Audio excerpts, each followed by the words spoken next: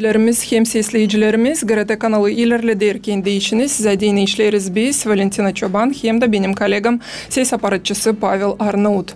Misafirimiz bugünkü gün filologiya doktoru, Türkolog, ana diline hizmet eden bir insan Güllü Karanfil. Zamanınız hayırlı olsun hocam. Selamlarım sizi stüdyamızda büyük havezlen. Selamlarım ben de bizim sesleyicileri. Selamlarım sizi. Sağ olun. Sağ olun siz de. Gagavuz dili dün, bugün, yarın böyle istedim belli etmeye bugünkü gün temamızı. Başlayacağız dilimizin historiasından sonra notalayacağız onun bugünkü günde durumunu hem de isterim işitmeye sizin bakışınızı, sizin tekliflerinizi, hangileri ilgili onunla ne türlü Gagavuz dilimiz ilerlesin var nasıl hem de ne lazım yapsın bunun için hem cümlemiz hem de kuvvetlerimiz. Başlayalım historiamızdan nece de anlaştık.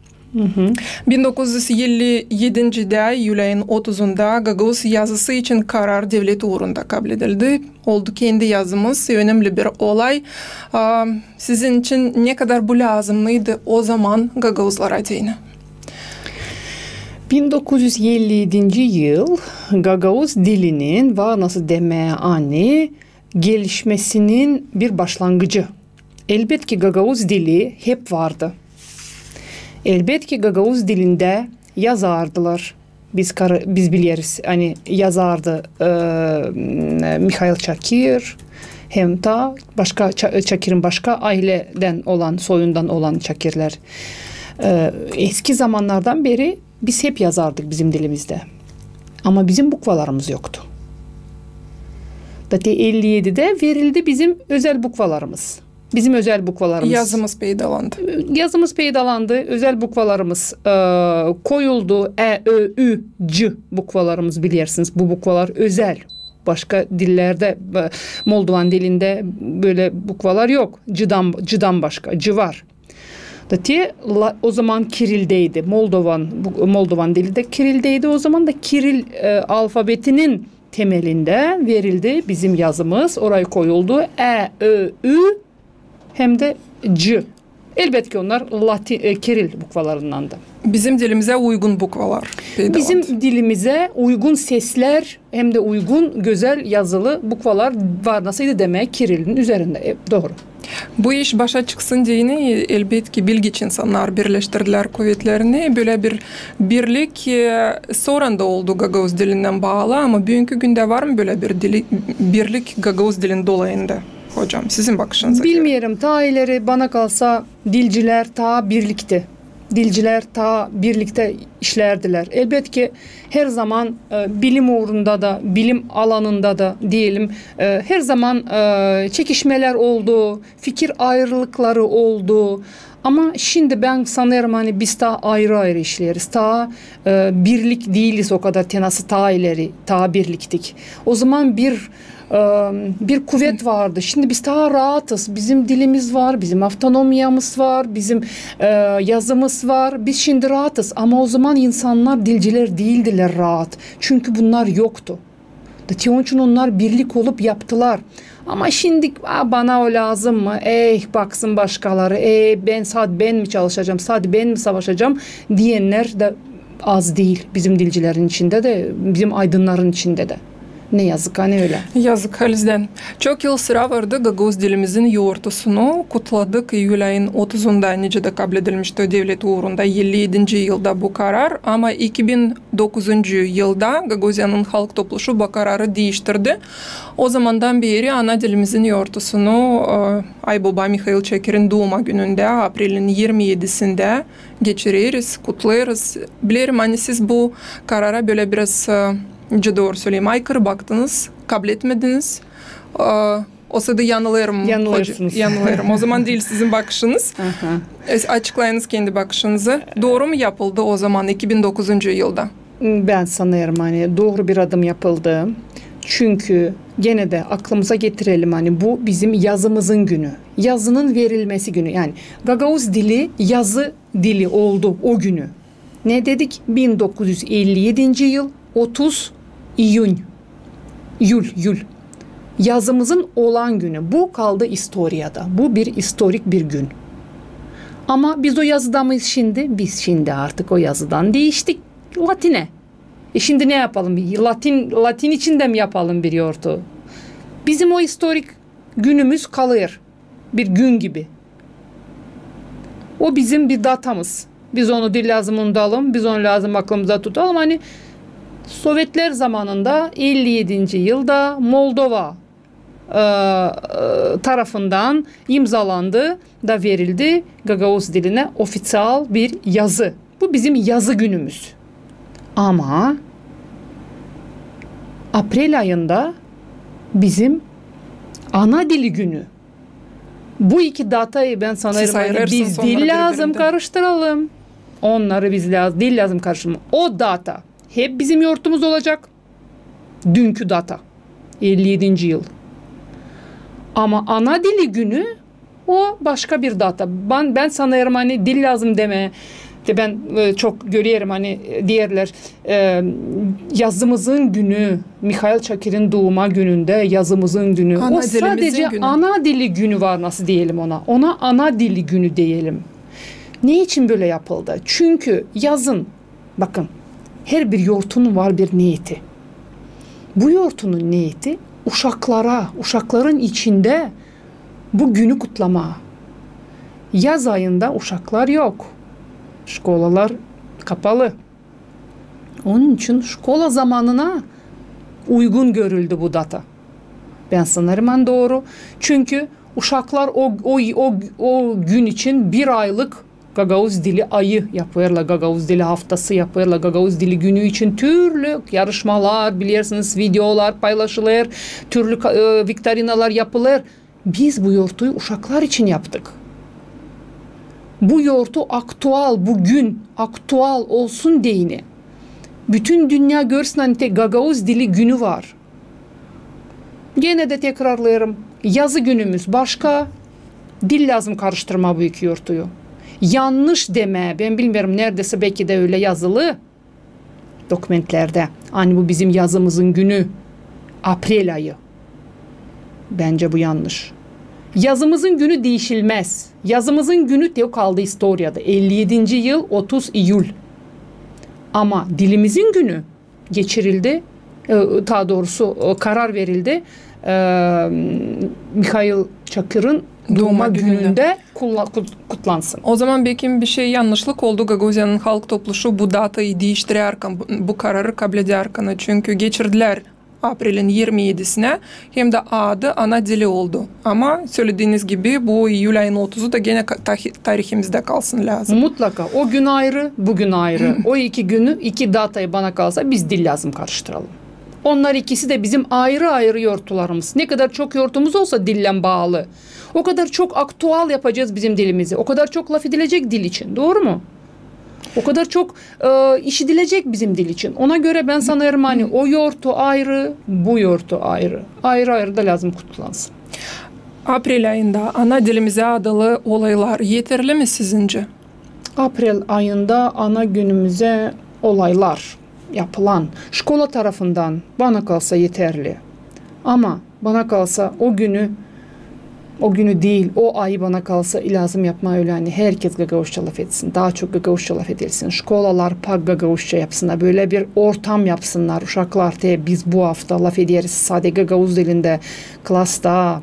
Elbette ki Rus dili onu demeyelim, matematika onu demeyelim ama gene de matematikayı da var nasıl yarı yarıya deneme yapma ki uşakların kulağı daha çok işitsin ki bizim yurtumuzun haftası bu hafta. Ki biz ona göre laf ederiz Gagavuz dilinde. Şkolada da, şkolanın avlunda da, dışarıda da, dükkanlarda da hem her yerde. Bana günü kalsa, değil, haftası ya da haftası ayı diyelim, ayı diyelim. Bana kalsa yılı da lazım yapalım şans sonra. Yani o kadar lazım dilimizi yayalım. Yani Gagavuzça laf etme ortamımızı lazım genişletelim. Ondan sonra nice Gagavuz yazısı kabul edilmiş 57. yılda. Ben bizim historia kağıtlarımızda okudum. Hani bir parça vakit varmıştı Gagavuz dilinde okullarda yakın 4 yıl. Şimdi yılları 60. Var nasıl yanılıyım 60. yıllar öyle mi? Bir 4 yıl sürtmüş bu okullar. Sonra kaybetmişler. Sizin bakışınıza göre bu diyeceğiz iyiler mi oldu? O sayıda vardım nasıl ilerlesinler bu okullar bugünkü güne kadar? Keşke ilerletseymişler. Ben vardır seslediğim Maria Mercanka'nın lafını bu iş için, bu şkola için. Çünkü o da öğrencilerin içindeydi. Hem de ilkin onu söyleyeyim, sonra başka bir fikir var, onu söyleyeceğim. Maria Mercanka diyor, biz pek büyük havesle öğrenerdik Gagavuz dilinde matematikayı. O zaman onlar da 2. 3. klaslardaymışlar. Pek büyük havesle öğrenerdik. Büyük bir tragedi oldu bizim için. Açan bizi geçirdiler gene Rus diline. Biz şok yaşadık diğer insan. Çok ağır hem çok zor geçirmişler o geçişi. Bakın bunu insan diyor. Hem de tabir isterim söyleme. O yıllarda öğrenen insanların çoğu Gagavuz aydını oldu, bilirsiniz mi? O değil boşuna. O değil boşuna. Bunu bakın. Bunu bir önemli bir fikir. Bunu doğrudan da bir baksak, içlerinde Gagavuz dili üreticileri çok. Kendini Gagavuz diline adayanlar çok. Gagavuzca şiir yazan, anlatma yazanlar var aralarında, bakın. O yılda öğrenen insanlar. Bu boşuna değil. Çünkü bu küçüklükten uşağın kafasına düşer da o insan o türlü de büyür. Onun kimliği büyür. O kimlik büyüyünce de talant eklenince güzel şeyler ortaya çıkar. Ona göre bizim kimliğimiz, bizim içimizde o kimliğe biz yol açarsaydık, biz çok bir talantlı bir halkız. Biz çok ileri gideceğiz biz. Dil tarafından da, başka bilim tarafından da biz her tarafa ilerleyeceğiz. Bizim dilimiz olsa. Dilimiz var, onu ilerledelim lazım. Bugünkü gün hocam sık sık işitiyoruz Moldova'nın uğrunda hani devlet dilimizi bilelim lazım, Rumun dilini, öyle diyelim. Kolaylıklar bunun için kuruluyorlar insanlara değini, vatandaşlarımıza değini. Hem de bundan kare Gagavuz yerinde bizim liseylerimizde Moldovan dilinde öğrenmek için ayrı klaslar açılıyor. Böyle bir praktika var. Şimdi bir Gagavuz dilinde dilimizde öğretmediğin bir klas açsak, olacak mı isteyenler bu klasa uşaklarını verme? Hani hepsi dersleri Gagavuz dilinde öğrensinler. Makar bir klas 20 uşakla başlangıç için toplanacak mı sizin bakışınıza göre? Ben sanırım hani birkaç şkolalarda bu artık başladı. Tamam, Gagavuz diline çevirmesek de birçok şkolalarda, bana kalsa 5-6 mı şkola, belki 20 mi? Artık bir uro 2 dilde veriyorlar. Bilingval öğrenmesi. Bilingval. Başarılı, gerçekten başarılı kullanılır okullarda. Gagavuzcanın prosenti zedeleniyor. Diyelim uro'nun 15 minutu Rusçaysa 30 minutu Gagavuzca. Gide o prosent büyür. Tamam, Gagavuzca'ya geçirmek için. Ona göre ben sanırım hani ilk adımlar atıldı. Hem de ben oldum böyle urokta, Haydar'da. Ben beğendim. Bana kalsa bu orada ilerleyecek. Bu ilerleyecek. Gelecekte ilk şkolalar, yani ne diyeriz, 4. klasa kadar olan şkolaları ben sanırım hani Gagavuzca'ya, Pak Gagavuzca'ya geçirsek olacak doğru adım. Hem de arada Rus dili de urokları olacak, İngiliz dili urokları olacak. Sonra 4., 5., 6. klaslardan sonra artık ana kendi seçecek, ana baba kendi seçecek. Rumunca mı, Rumunca Gagavuzca mı, yoksa Rusça Gagavuzca mı? Bunları hepsini düşünüp de lazım yapmak. Elbette bu geleceğin işi, 10 yılın işi belki 10 yılın işi, ama ben sanırım hani biz buna doğru lazım gidelim. Bugünkü gün okullarda Gagavuz dili hem literatürası dersleri 3-4 saat haftada bildiğime göre sizin bakışınıza bu yeterli mi? Hem de ne kadar, kaç saat haftada Gagavuz dilini lazım öğrensinler? Uşaklar angları iyi, bol laf ederler Gagavuz dilinde, hem de onlar kim bu dilde zor laf ederler. Belki bir ayrı programı kurma lazım. Şimdi 1. klastan 4. klasa kadar düşünüyorlar gramatikayı üretmeme, böyle bir adım atma isterler. Bunu da deneme isterler. Bakalım nasıl olacak. Daha çok laf etme, daha çok diyalog kurma, daha çok türlü temalar için laf etme, diyalog kurma, nasıl gene tekrarlanırım. Belki de az da yazma. Mutlaka yazılacak. Mutlaka onlar alfabeti, onlar mutlaka tekst yazacaklar. Ama gramatikayı derinden, o halların isimlerinin adlıkların hallanmasını, onu daha sonra öğrenecekler. Ben sanırım hani var nasıl bu iş yapılsın. Bakalım. Deneyeriz. Denemek lazım. Yok nasıl durma bir yerde. Görüyoruz hani bizde neyse gitmiyor. Metodikada neyse bir boşluk var. Yapamıyoruz biz, üretemiyoruz biz. Moldovanlar kadar da üretemiyoruz. Burada Rumun dilini, yabancı dil, İngilizceyi uşaklara öğretiyorlar. Uşaklar İngilizce laf ediyor ama Gagavuz uşak Gagavuz dilini bitirmiş 12. klas kasabada diyelim ben. O Gagavuzca laf edemiyor. Fikrini toplayamıyor, cümle kuramıyor. Hiçbir zaman cevabı bulamadım. Nasıl öyle? Yani Gagavuz dilini öğreniyorlar, İngilizceyi söylediğiniz gibi Rumenca'yı öğreniyorlar. İkisini biliyorlar, Gagavuzcayı bilmiyorlar. Neden böyle bir duruma geldik? Sizin bakışınıza Bana göre en önemli sebep nedir? Bana kalsa ağırlaştırılmış bir metodikamız var. Ağır, tekstler ağır, büyük. Bana kalsa lazım birazcık uşaklara göre lazım yapalım. Biz yok nasıl zamanı durgudalım. Zaman böyle. Zaman böyle hani uşaklar durumumuzu kabul edelim lazım. Ailede laf edilmiyor. O duruma göre lazım biz yapalım. Elbet ki ailelerle de işleyelim ki aileler fikirlerini değiştirsinler. Daha çok Gagavuz dilinde uşaklarla evde laf etsinler.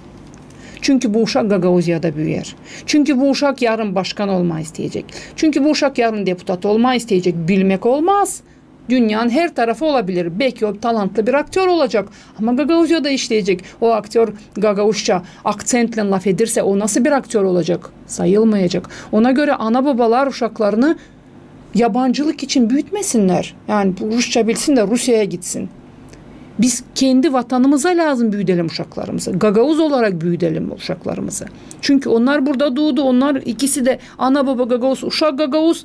Ama uşak Gagavuzca bilmiyor. Bundan gayrı Türk dünyası da çok büyük. Türk dünyası 300 milyonluk bir Türk dünyamız var. Nereye gitsek bizim dili bilecekler, bizi anlayacaklar, bizi işitecekler. Düşünün ki familyası, hadi diyelim Popazoğlu diyelim, familyasından bir türkü çalan bir kızcağız gidiyor Türkiye'ye türkü çalma da ona sorarlar bir şey de o ağzını açıp laf edemiyor. Düşünün bu bir tragedya. Gagavuzca nasıl çalsın ama var nasıl kendi adını sorduğunda onu da söyleyemezsin. Bu doğrudan da çok ağır bir durum. Bu neyi gösteriyor? Bu gösteriyor hani halk başka bir halkın kulluğunda duruyor. Başka halkın kulturasını ilerlediyor. Başka halkın dilini yaşatmaya çalışıyor. Ne için? Kimin için? Biz kendimize lazım çalışalım. Biz Gagavuz olarak lazım yaşayalım. Gagavuz olarak lazım uşaklarımızı büyütelim. Ona göre ana babalara danışıyorum. Bütün diller güzel ama ilkin bizim ana dilimiz lazım ön planda olsun. Biz lazım kendi kimliğimizi yukarı kaldıralım. Kendi kimliğimizi gösterelim hani biz Gagavuzlarız. Biz eski bir Türk halkıyız. Bizim yazılarımız ta 5. 6. yüzyıllarda varmış. Orhon yazılarımız. Onların o yazıları bizim de dedelerimiz yazmış. Biz bunu lazım anlayalım da uşaklara bizim milletimizin büyüklüğünü gösterelim. Şimdiye kadar ne ürettiler bize? Şimdiye kadar dediler hani biz küçük bir halkız. Bizim dilimiz yufka. Allah göstermesin. Bu lafları söylemeyin saygılı Gagavuzlar. Bizim dilimiz zengin. Biz hiç küçük halk değiliz. Biz 300 milyonluk büyük bir halkın bir parçasıyız. Biz büyük bir halkız. Bizim istoryamız, bizim dedelerimiz ulu dedeler. Bizim istoryamız pek büyük bir istorya. Ona göre nasıl biz uşağımızı büyüteceğiz? O uşak da öyle kendini duyacak. Uşağımızı büyütelim öyle hani o hodullansın kendi kimliğiyle, kendi dedelerinle, kendi dilinle. Kendi literatürasına, kendi istoryasından. Bizim istoryamız başlamıyor burada. Bizim istoryamız başlar ta Orhon yazıların zamanından, ta Altaylardan, ta bugünkü Mongolia topraklarında bulunuyor bu o yazılar. Bizim de dedelerimiz o yazıları yazmış. Biz böyle lazım laf edelim uşaklarla. Sağ olun. Canlı yayında işleriz. 24960 stüdyamızın numarası. Geldi bir bağlantımız var. Hocam buyurun giyin kulaklıklarınızı. Bu arada söyleyelim sen ne için bana hoca dersin? İnsanlar diyecekler ne için hoca derler. Çünkü siz benim öğreticimsiniz. Komrat Devlet Üniversitesi'nden. Doğru. Bunu da söyledik. Zamanınız hayırlı olsun deriz size. Saygılı seyircimiz. Hazırız sizinle laf etme. Валентина, вы простите, что я на русском, ну, чтобы, а то сейчас начну на гаузском путаться и Vladimir волноваться, ну, Mihайлович, попробую. Gagavuzcanız güzel. Çadırdan seyircimiz bağlandı bize. Buyurun.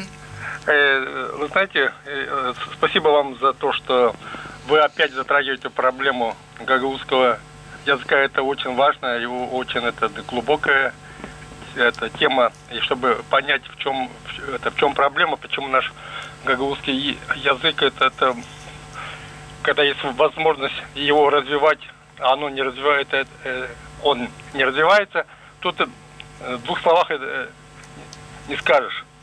Но дело в том, что, видите, с 2015 года, когда я вернулся с России, я почти 2 года ни одного стихотворения не написал на гагаузском языке. И я понимал, что мне не хватает слов. Я начал совершенствовать свой гагаузский язык. И чем больше я совершенствовал, тем больше я чувствовал, что я пропитываюсь гагаузским духом. И теперь, когда я с России приехал, я сначала думал на русском, а потом это переводил на гагаузский и все остальное. Это потребовалось годы, чтобы от этого избавиться. И проблема в том, я многим это говорю, даже те, которые находятся во власти, что мы должны видеть, какую Гагаузию мы хотим видеть через 5, через 10, через 50, через 100 лет. Эта картина у нас должна быть перед глазами, мы к этому должны стремиться. Это первое. Второе. В нас, в жителей Гагаузии, у гагаузов, в советское время нам так это привили, вот эту рабскую кровь, рабское это подчинение, второсортность и все остальное. Вы знаете, я отсюда уехал в 91 году, 21 год. Я благодарен Господу за то, что мой дар раскрылся в России.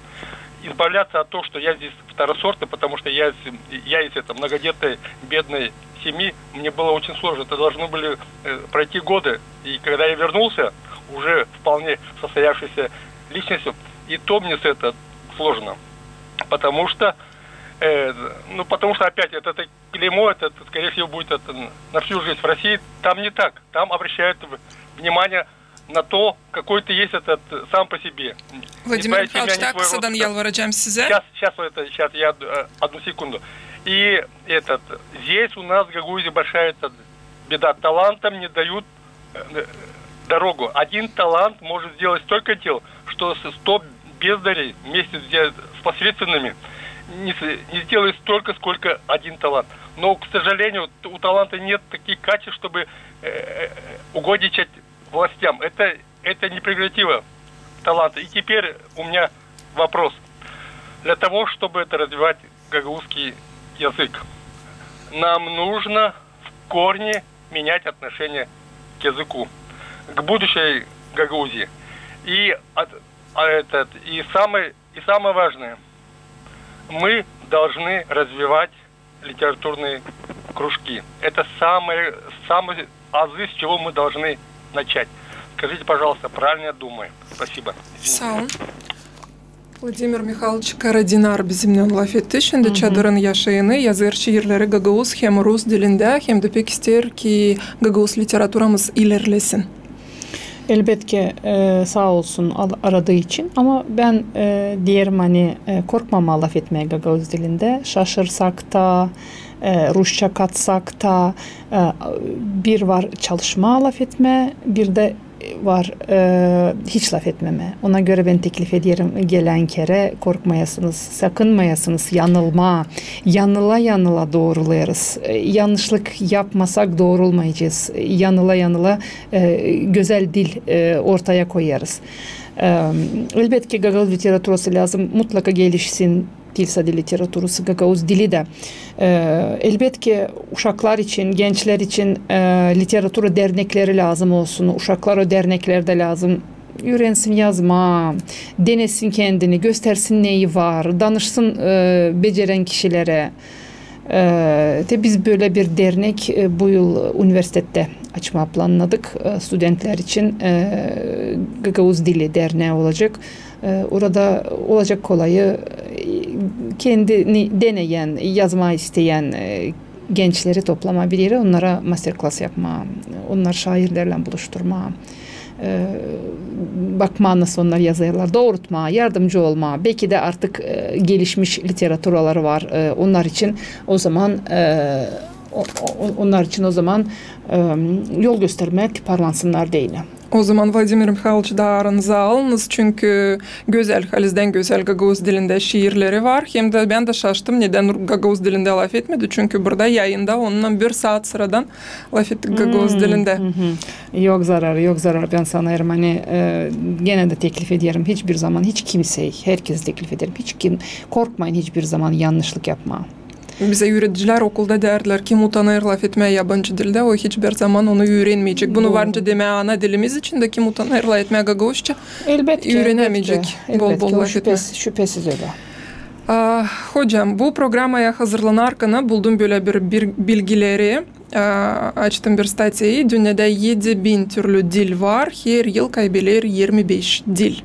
Korkunç halizden bilgiler. Hem de biliriz hani 2010. yılda Gagavuz dilimiz konuldu o listeye kaybeden dillerin arasına. O zamandan beri bu durumu iyi tarafa değiştirmediğini neler yapıldı? Hem değişti mi durum halizden iyi tarafa? Olsaydım daha biraz battırdık kendi kendimizi. Bir taraftan doğrultuyarız, bir taraftan batayarız. Geminin burnusu birazcık yukarı kalkıyor. Sanırızdan işleyiz ama geminin kuyruğu suyun dibine böyle kil deriz değil mi glina? Kilin içine saplanıyor kimer kere. Ailede dil laf edilmiyor. Problemimiz şimdi bu. Uşak başçalarında anten programması işlese de ailede dil laf edilmese o uşak anten programmasında kurtaramıyor o uşağı. Şkolaya geçeriz. Şkolada ne görüyoruz? Şimdi demiyorum bu hani projektlen iki ne deriz? Dual urokları demiyorum. Bilingual urokları demiyorum. Mahsus Gagavuz dili hem literatürası. Ama sadece Gagavuz dili hem literatürası olsa o zaman o antemden gelen uşak diyelim artık laf edebilen, artık anlayan, sadece Gagavuz dili hem Gagavuz literatürasına kalsa 1. 2. klaslarda o zaman onun dili gelişemeyecek. Çünkü o kadar kalıyor. Uruk saatler az. Ailede gene laf edilmiyor. Böyle düşünsek o saatlerde az olunca uşak yavaş yavaş Ruslaşmaya başlıyor. Niçin Ruslaşır? Çünkü Rus dilinde öğretiyoruz.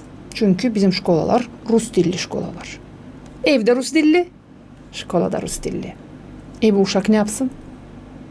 Uşağın günahı var mı? Kabahati var mı? Yok. Kabahat kimde? Bugünkü ana babalarda. Çünkü onlar anlayamıyorlar. Hani tasla büyütme 2 dilli uşak. Şimdi bizim uşakları 1 dilli büyüdüyorlar. Acaba ne için? Niçin var kana şans 2 dilli büyütmeye o uşağı? Niçin biz uşakları 1 dilli büyüdüyoruz? Niçin biz uşağı küçüklükten yaralıyoruz? Biz 2 dilli büyüdük. Evde sadece Gagavuz dilinde laf ederdiler bizimle. Şkolada Rus dilinde laf ederdiler. Uşak başçasında da. Bizim zamanımızda uşak başçalarında Gagavuzca yoktu. Bizim zamanımızda for oynamak yoktu. Şimdi uşaklar oynarlar, uşak başçalarında öyle Gagavuzca oynar. Biz onları görmezdik. Biz onları sadece düğünlerde görerdik. Bakın ne kadar uşaklar bir taraftan şanslı ama öbür taraftan uşaklar laf edemiyorlar. Uşaklar güzel türkü çalarlar. Uşaklar pek güzel kadınca oynarlar. Ama uşaklar laf edemiyorlar. Anlarsınız mı? Dert burada. Dert ailede Gagavuz dilinin laf edilmemesidir. Aileler için de laf edeceğiz. Daha bir bağlantımız var stüdyamıza. Zamanınız hayırlı olsun deriz size. Alo, zaman hayırlı olsun. Zamanınız hayırlı olsun. Sesleriz size. Ben Çadır'dan, benim adım Stepan. Ben isterim destek olma sizin laflarınıza yönünde ne söylediniz. Hem de bir taraftan da isterim biraz kritika yapma bizim GRT'ye. Çünkü onlar GRT değişildi, artık GRT yok benim bilimde. Belki siz de dinlersiniz GRT, görürsünüz onun yanlışlıklarını. Ama ben söylerim hani GRT artık yok. Hangi uğurda yanlışlıklar söyleyiniz? Dil uğrunda mı olsa başka bir şeyde mi? Dil uğrunda tabii. Ben radyoya ne kadar koysam bir türkü günde çalarsınız iyi. Ama Moldovan dilinde, Rus dilinde, başka dillerde ondan sonra Gagavuz historiasını ben ne kadar telefon açtım GRT'ye, yalvardım, söyledim, öfkelendim. Hiç kimse derler Rusça absten kugarok. Hiç kimse bu işe hiç bakmıyorlar da. Neçe bizim histori kimseye anlatmıyor. Anladıysanız GRT'de nerede Amerika'da kimse doğmuş, ondan prezidenti nasıl olmuş, başka yerlerin bizim Gagavuz bilim adamları, anılmış adamlar yok mu? Müzik adamları, poetler, onlar yok mu bizde? Neçe onları anlatmama, bizim historiyi anlatma, Altay'dan ta Macaristan'dan 1000 yıldan ziyade bizim tarihimiz. Onu lazım anlatma. Sağ olun. Ben isterim işitme hocanın. Kayılım. Sağ olun Stepan, kazalarınızı kabul ettik. Siz kabul edersiniz ama yapmazsınız. Lafla sadece kabul edersiniz. İşlen yok. Redaktörlerime sizin hepsi laflarınızı söyleyeceğim. Sağ olun. Söyleyin, ben bir kere gideceğim oraya da ben orada yapacağım size bir bilmem ne. Buyurun gelin. O zaman pişman olacaksınız ben oraya gidersin. Belki de faydası olacak. Bakacağız. Bir taraftan şükür etmeyi isterim. Affedersiniz, cumartesi günlerinde yayınımızda var programa Historia sayfalarımız. Burada benim kolegam Mariya Dmitrievna anlatır Gagavuzların historiasını. Belki patisleme seyircimiz bu programaya ama o var. Yazık bir kere haftada. Başka yok ne söyleyeyim. Sağ olun Stepan. Ben de şükür etmeyi isterim Stepan'a.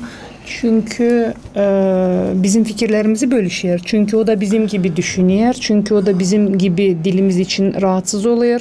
Dilimizin pak olmasını istiyor. Daha çok Şimdi autonomiyamızın kurucuların birisi Stepan. Öyle benim mi? Bildiğime göre. Öyle. Sağ olsun hani o da zamanında kendi hizmetini vermiş. Şimdi de biz gençler Gara'da işleyenler, üniversitelerde işleyenler kendi borcumuzu vermeye çalışıyoruz. Dille bağlı ne söyleyeceğim? Dille bağlı ben çok kere danıştım. Ben de burada şimdi ağlaşacağım. Çok kere danıştım. Hani ben var nasıl online birkaç programın üzerinde birkaç programa Gagavuzca verilen programaların üzerinde var nasıl birkaç saat urok vereyim size. Göstereyim yanlışlıkları. Da o yanlışlıkların üzerinden giderek yavaş yavaş sizin nasıl demeye Garata'nın bir diyelim böyle bir lafzebilliği var değil mi? O lafzebilliğini doğrulttuktan sonra o yaptığınız yanlışlıkları doğrulttuktan sonra ben sanırım hani Garata'nın dili daha güzel olacak. İş sırasıyla gidecek öteye doğru elbette ki. Doğru ama hiçbir kere bakın ben artık belki 10 yıldır ben her bir radyo televizyonun müdürüne bundan danıştım. Gelin ben size online de var nasıl? Yani zamanınızı almamak için cumartesi, pazar ya da cumartesi ya da cuma günü akşamleyin istediğiniz saatlerde var nasıl online olarak göstereyim yanlışlıklarınızı. Var nasıl da bir dilci alalım yanımıza eğer isterseydi başka dilcilerde. Birlikte bakalım bulalım ucunu da güzel formaları kullanalım. Çünkü doğrudan da bakın doğrudan da diyelim dilde yanlışlık yapmak büyük bir kabahattır Garata için ya da başka bir medya için. Başka bir medya için. Çünkü medya halkın dilidir. Medya nasıl laf ederse insan onu işitiyor, onu benimsiyor. Eğer radyo, televizyon yanlış laf ederse o yanlış formalar insanların içine akıyor. O yanlış formaları insan benimsiyor da o yanlış formalar dile giriyor. Bak bu çok ağır bir kabahat. Ona göre doğrudan da ben bakarım nasıl bu işler yapılır Azerbaycan'da. Köstek koyuyoruz bu takım. Doğru. Dilimizin ilerlemesine. Doğru. Ben bakarım nasıl bu işler Azerbaycan'da. Allah göstermesin. Biri bir cümlede bir lafı, vurguyu başka türlü koyduysa o hemen yazılır. Hemen söylenir ki bu böyle değil, bu böyledir. Bu lafın yerine bu lafı kullansanız daha doğru. Bu laf sokakça laftır. Sokakça kullanılan laftır. Onun yerine bu lafı kullanın.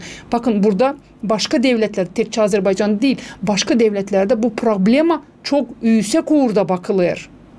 Herkes de bunu doğru der. Başka kere yok nasıl işi değilsiniz hani o kanal yapsın o hatayı tekrar o yanlışlığı yapsın.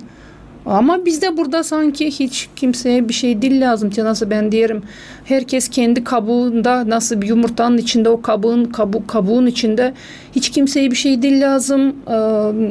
Dilcilerimizde de bunu görüyorum. Bana ne yapalım doğru damayacağız böyle yapamayacağız.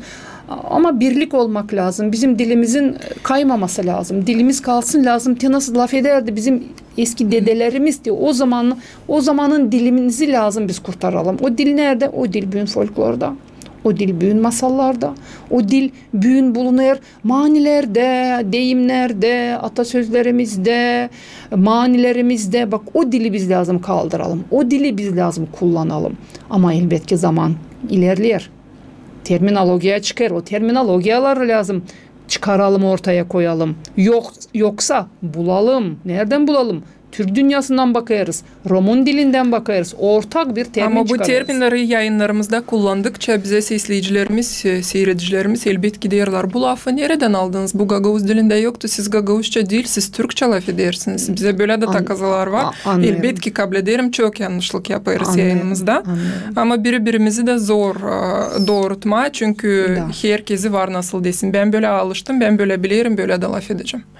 Doğru ama termindir. Termini mutlaka bir yerden almamız, çıkarmamız lazım. Ya kuraştırmamız lazım ya da hazır olan başka Türk halklarına bizim kulağımıza da yatkın, bizim kulağımıza rahat duyulan, kulağımızı yırtmayan lafsa onu biz var nasıl kullanalım. GRT'de de böyle soruşlar olarsa bu lafı nereden aldınız termin olarak o zaman burada lazım deme yani sokak dilinde laf etmeyeriz. Yüksek kurda literatura dilinde çalışırız laf etmeye. Elbette literatura dili hem sokak dili evlide laf edilen dil mutlaka arasında bir başkalık var değil mi? Öbürü daha rahat dil ama literatura dili daha güzel bir dil, daha doğru bir dil, intonasyası var. He, me, mari, mare yok değil mi? Bunlar ona göre biz çalışırız laf etme bizim literatura dilimizde. Sağ olun. Biraz önce aileler için laf ettik hocam ama gene de isterim çizgileyelim. Hani durumumuz o kadar da kötü değil. Çünkü var gençlerimiz hangileri kendi Gagavuzçasından bizim ayıl ederler. Var öğrencilerimiz hangileri her yıl diplomları kabul ederler, olimpiyadalara katılırlar. Bunlar özellikle Tülüköy'ünden, Kıpçak'tan, Aydar'dan, nerede Gagavuz dili gerçekten yüksek uğurda bulunur. Hem de siz de kendiniz bilerek hani dil aileden başlar, anaları babaları hafizlendirmek için konkursları geçirirsiniz. Birkaç yıl artık öyle mi? 2-3 yıl geçirirsiniz. Üçüncü bu yıl oldu. Söyleyiniz yıldan bu yarışlara katılan ailelerin diyelim böyle değil uşakların ailelerin sayısı zedelenir mi? Doğru ailelerin diyelim çünkü aileden başlar aile olmasa o uşak laf etmez o doğru. Ailelerin sayısı 53'e çıktı bu yıl. 2020'de başladık biz 23'te artık oldu üçüncüsü. 53 kişi olduk 35 ile başlamıştık. Zedeleniyoruz ama o belki de katılamayanlar da oldu. Laf eden ama katılamayanlar da oldu. Çünkü onlara belki informasyon yetişmedi. Bak bu da var nasıl olsun.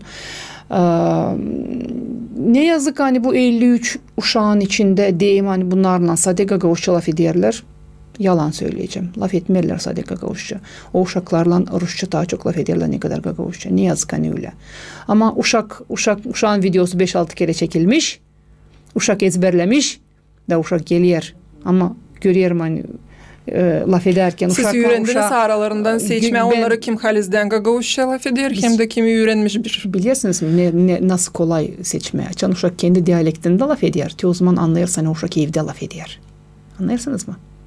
Diyalekte ise demek evde laf eder.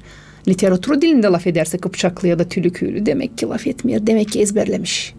Anlarsınız mı? Ona göre bize lazım ailede laf edilen dil lazım bize. Olsun olmasın literatür dilinde. Olsun Köyce olsun. Diyalekte olsun. Ailede nasıl öyle olsun. Bizde önemli ailede laf etmek. Herkes ama haliziniz kaçmadı. Gelen yıla da gene geçireceğiz. Gelen yıla mutlaka gene geçireceğiz ama birazcık başka türlü yapacağız. Çalışacağız. Ailede salt gagavuşça laf eden uşakları toplama. Aileleri bulma. Bulacağız. Yapacağız onu da. 53 olmayacak mutlaka. Ama gene de çalışacağız. Sade ailede uşakla sade gagavuşça laf edenleri bulma. Az olacak ama öz olacak. Sağ olun. Bir bağlantımız var stüdyomuza. Zamanırsınız. Zamanırsınız Komrat. Sesleriz sizi. Ben isterim varsınca te bu adamın çadırdan lay etti Stepan. Varsınca onun telefonunu bana yollayasınız. Ben isterim onunla lay etme da yardım etme ona. O pek doğru lay etti. Güllü karanfil isterim. Tence adam söyledi hani lay ederiz 30 yıl bir şey yapmıyoruz. Dil kaybeler. Ta bir 10 yıl geçerse halim olmayacak kimi üretmeye de. Kim istemeyecek. Da onun için bana gelir toplanma da bir partiyam nasıl yapma. Siz telefonu şimdi koymayınız. Benim kolegama kendi numarınızı bırakınız. Biz programdan sonra sizinle bağlanacağız. Bu stasyonlar buna. Sağ olun. Partiye mi lazım bize hocam? Söyleyiniz. Sizin bakışınıza görünce. Partiye mi lazım? Partiye politikayla bağlı. Bana kalsa dille politika bir yerde nasıl gidecek bilmiyorum, düşünemiyorum bunu. Bilmiyorum. Belki de bir dernek gibi bir şey. Böyle bir devlet uğrunda bir şey var nasıl kuralım sanıyorum hani. Devlet uğrunda, Gagauzya uğrunda, devlet uğrunda bir bakın Moldovanlarda Kişinev'da Rumun dili evi var. Rumun dili evi. Bakın güzel bir şey değil mi? Statuslu bir iş. Yani devlet uğrundan açılmış bir iş. Biz burada bir Gagauz dili evi yapsak bana kalsa pek ıslah olur. Bakmak lazım. Onlar ne yaparlar? Onların hakkı nedir? Da tevrete toplama insanları tekim de böyle insanları sağ ol, ben seviniyorum hani te ağrırlar komrat çadır da hepsinin içinde bir yangı var. Hepsinin içi yanıyor hani bu 10 yılda daha dilimiz kalmayacak. Lafta laf ederiz ama yapan az. Bakın yapan değil az. Yapan var. Bakın şkolalar, uşak başçalar yapılıyor. Türlü konkurslar yapılıyor.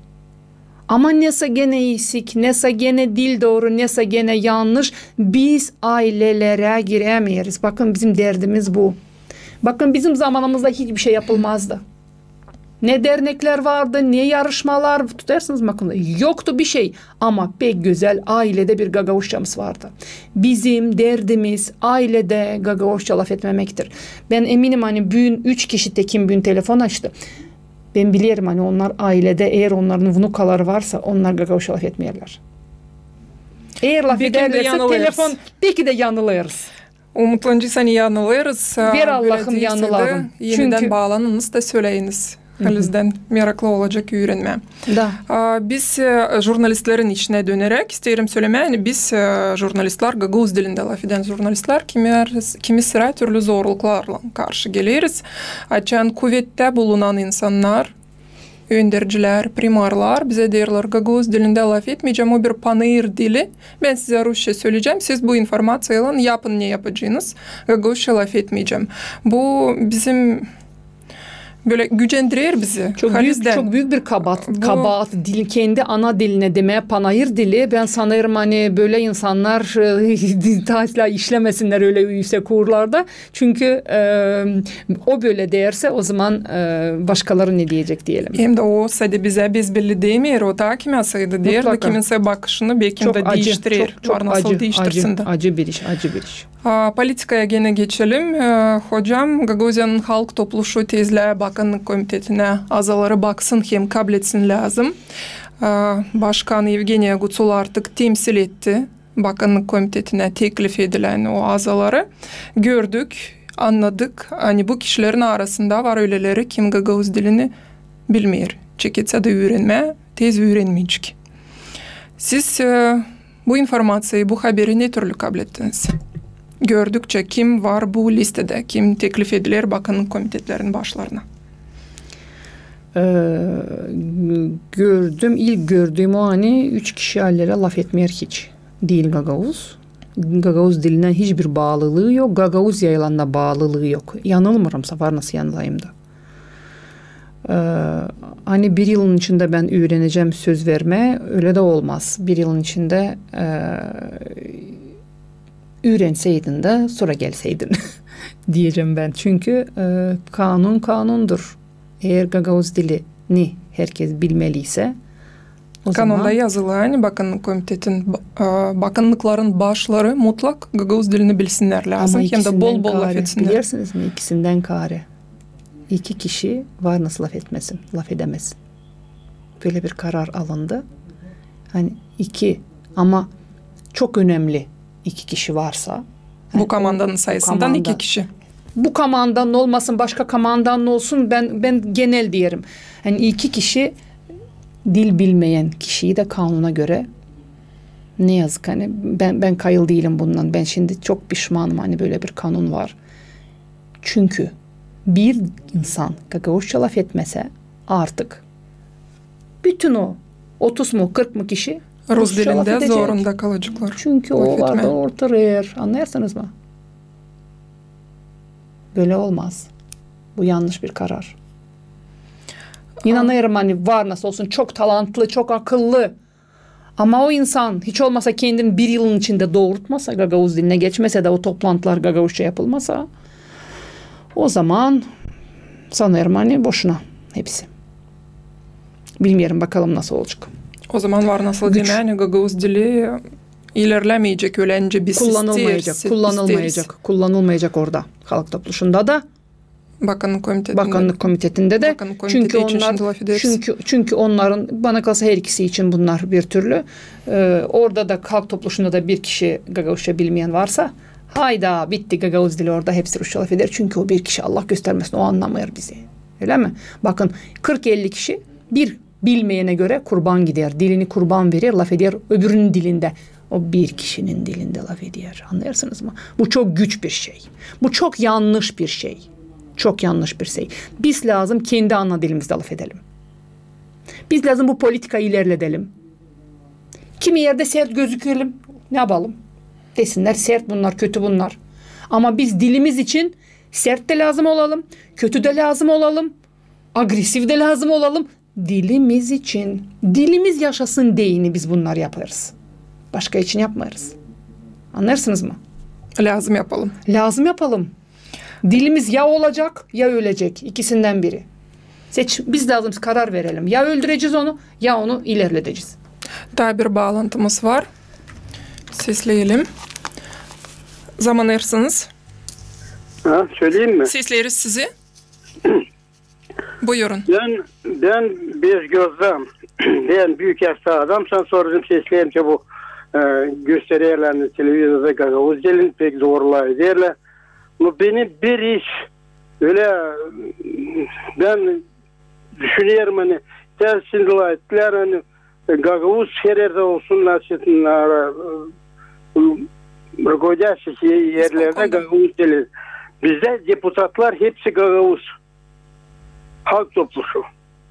İşitmedim bir kere bile yani halk topluluğu çekettirsin zasidanyasını Gagavuz dilinde de bitirsin de layıksına sat Gagavuz dilini. Bağırırlar orada Gagavuz dili kaybederiz. Gagavuz hepsi layıksına sat Rusya. Her bir semiyada evde uşaklarla çekeceğiz layıkma küçükten ta Rus dilinde. Yoksa uşak bilecek Gagavuz dilini açı biz kendimiz onu götüreriz söyleyen layıksına sat Rus dilinde. Bilmiyorum ben nice bu işler var. Başka köylerde de bizde de uşaklarla analar, babalar kim var hepsi var diye Rus dilinde. Sizin vunukanız var mı? Sözünüzü kestim. Prostedim. Var. Kaç yaşında? Bizde var onlar çok. Küçüğü kaç yaşında? Var. Küçüğü Vnuk yok, bende küçük. Bende hepsi büyükler. Sonra onlar evli, ondan var uşaklar. Aha. Onların uşacıkları laf eder mi Gagavuş'a? Laf ederler. Siz onlardan Gagavuş'a mı laf edersiniz? Birinin laf edemez. O babası Bulgar, anası da Gagavuzka, hem yaşayla Kişinev'da.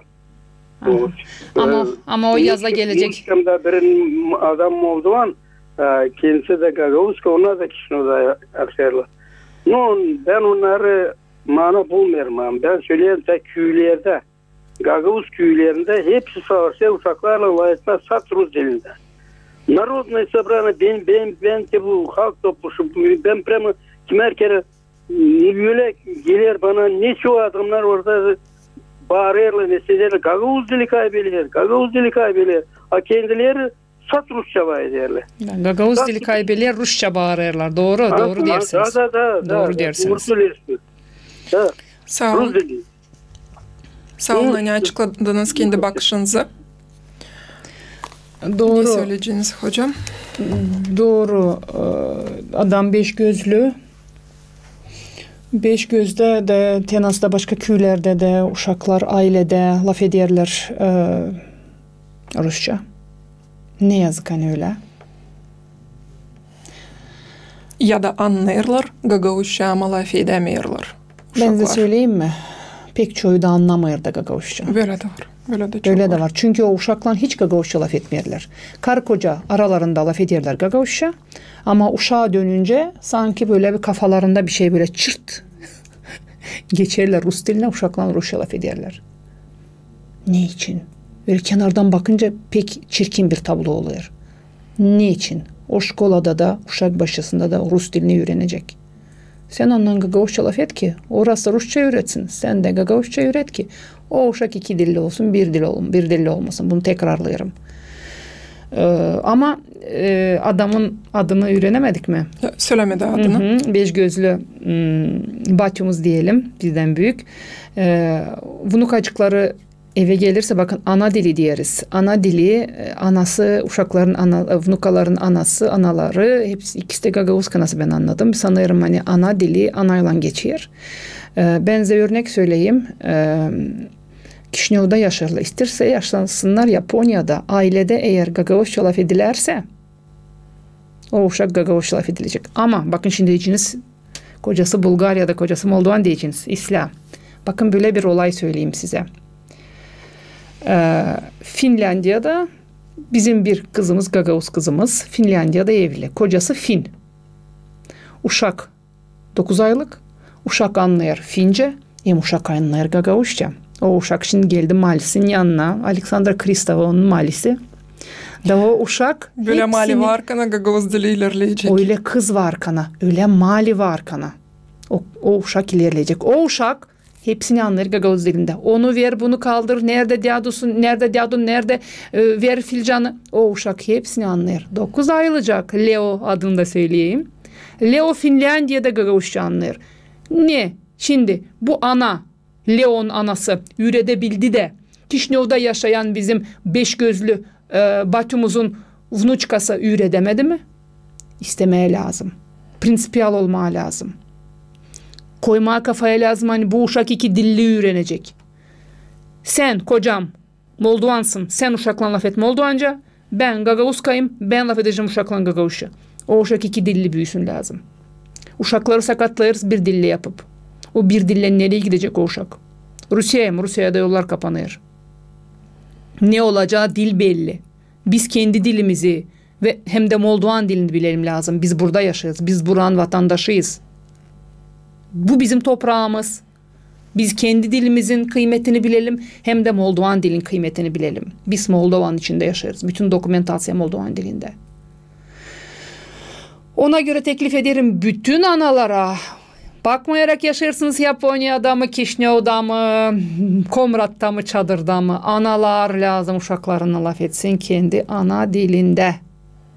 Ana dilini bilen uşak yabancı dilleri pek isle öğreniyor. Bunu bütün dünyanın bilim adamları artık gösterdi. Hani bu doğrudan da böyle. Böyle isterim söylemeye. Biraz nasıl diyeriz ona, böyle emosiyalarla laf ederim ama prost etsinler eğer birazcık sesim yükselerse. Çünkü bu hepsimizin acısı. Bu çünkü bizim dilimiz. Çünkü içinizden gelir. Halizden. Umutlanani Gagavuz dilimiz ilerleyecek, yaşayacak, hem de evlat boylarımız bilecek de bol laf edecek ana dilimizde. Başarırız bu programı. Sadece umutlan ileriye doğru götüreceğiz yaşamamızı. Sağ olunuz hocam. Yani geldiniz, kabul ettiniz teklifimizi. Hem de önemli işler için laf ettik sizinle bugünkü gün. Sen de ben de seni şükür etmek isterim sana. Hani sen de Gagavuz dilinin gelişmesi için çalışırsın. Magistraturayı bitirdin. Gagavuz dilinde türlü yeni formaları, eski formaları, daha doğrusu doğru formaları ben sana vermeye çalıştım. Sağ ol. Dil sadece sana. Senin 3 kolegan da bitirdi magistraturayı bu yıl. Sanırım hani kendi işinizde öteye doğru bunu ilerleteceğiniz, hem de gene de teklif etmeyi isterim herkesin önünde. GRT'nın çalışanlarına birkaç urok online da olsa yaptığımız yanlışlıklar üzerine birkaç urok yapsak sanırım hani medyanın dili doğrulacak. Çok sağ olun. Sağ olun. Gelen buluşmaklar adın GRT kanalında. Kalın sağlıcakla.